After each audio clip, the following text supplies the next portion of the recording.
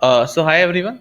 Today we'll try to understand how you can run stable diffusion on your local system without requiring any hardware also. So this can be done using Replicate. So Replicate is a cloud platform that provides you with all the popular models with using their API. So creating Replicate API is the easiest. You don't need to pay anything. You don't need to provide a credit card credentials also.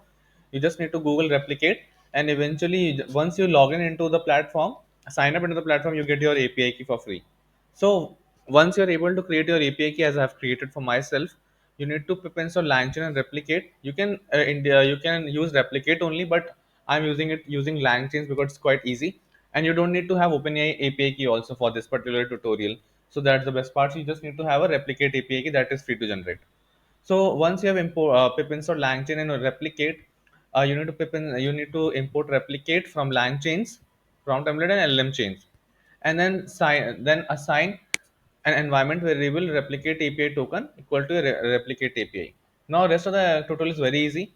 You need to load the stable diffusion model from Replicate. This is the particular URL, as you can see, that I will add in description. And then you need to get your prompts done. So here I'm trying to run it for three prompts: tiger and elephant fighting in jungle, Tom Cruise washing clothes, race between cycle and car, and then run to the prompt. So eventually you can see that once you call the LM object with the prompt, here you can see the different URLs that are getting generated. So these URLs are corresponding to the prompts that you have got.